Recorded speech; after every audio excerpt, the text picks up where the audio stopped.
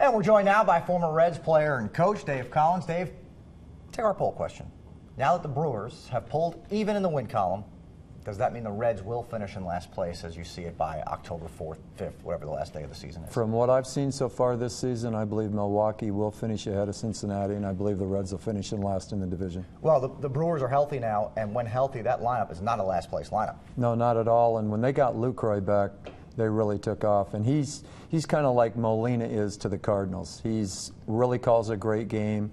He's a solid hitter. He's a clutch hitter, and he's a leader for them on that team. And since he's come back, they've taken off. So they play this series against the Brewers. They've been very good at home, the Reds have, having won 4 consecutive home series prior to this weekend.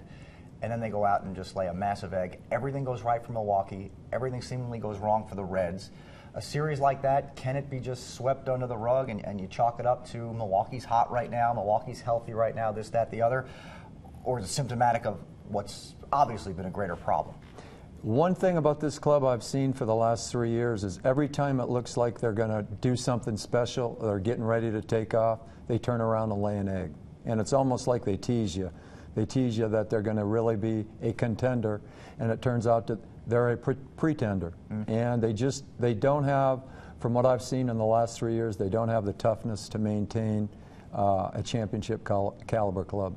Todd Frazier, however, though, playing at a championship caliber level, and he was named tonight a starter for the All-Star game, so he'll be on the hot corner when the National League takes the field for the top of the first inning of next Tuesday's All-Star game. That has to make you feel good, especially for a kid who, look, you've been on his bandwagon since very early on. You've always liked Todd Frazier. Yes, I have. I loved it when he first came up a couple of years ago. I thought he carried them at different parts of the season. I think this year he's solidly proven that he's the leader of that club. He brings the energy to that club, and he puts winning number one. I mean, you can tell that by the way he goes about his business out on the field, and they need that on this club, and he provides it. I'm really happy for him. What does it mean to him? I mean, because he had a roughly 2 million vote deficit about a month ago. The Reds launched a great campaign, Vote Frazier. It clearly worked because he won by a margin of 2.1 roughly million votes. What do you suppose this means to a kid like Todd, who's still very early in his career? I think it means the world to him. I think it shows that the fans voted right in the National League to get him in there, because I think Nolan Arenado from Colorado is a tremendous player and maybe deserved to be in there as well. But I'm glad to see Frazier get in there. The Reds went on a big-time campaign to get him in. Let me say this to you. The Cardinals' focus is winning, and they're not concerned about Matt Carpenter getting in the All-Star game. They're concerned about taking care of business on the field, where the Reds are concerned about trying to get an All-Star player in the game.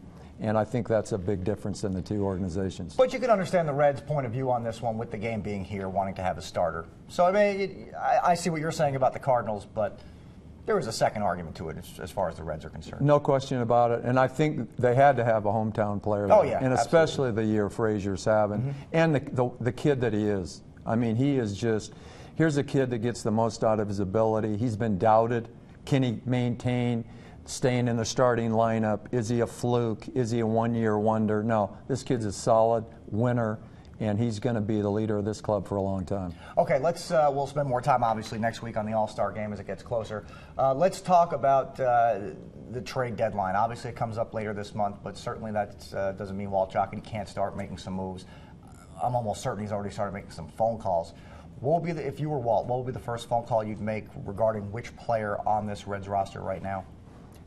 To me, it's going to be easier to get rid of Chapman, because Chapman you've got under contract for another year if you pick him up. Whereas if you get Cueto and you don't sign him, you're going to be able to pick him up for the rest of this year and then have to move him.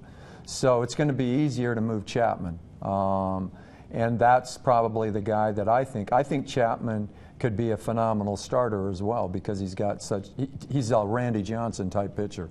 He could win with just 2 pitches and be dominant. I look for them to move Chapman. I think they'll move Chapman before they move Cueto.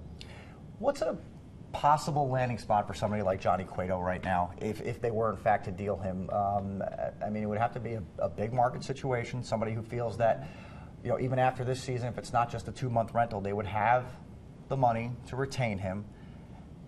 And what could he yield in return since he's not under contract?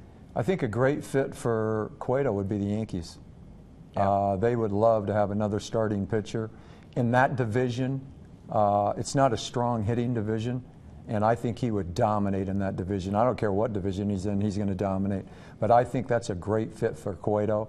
I think that the Yankees have some minor league prospects close to being major league ready that they could pull back and maybe get somebody on the field relatively soon. Is that what you want when you deal with Cueto, when you deal with Chapman? Minor league prospects who are on that AAA level now and real close to being up here? Or would you rather get some sort of veteran who can help you now and even into next season, provided he's under contract next season? I'm trying to get one of the top 2 or 3 prospects out of their organization that could be in the big leagues within a year and a half. Sounds good. Dave Collins, thanks so much for being here tonight. We appreciate it. We'll talk to you again next week, which will be just 48 hours before the All-Star game. Look forward to it. Thanks, All right. Mike. You bet.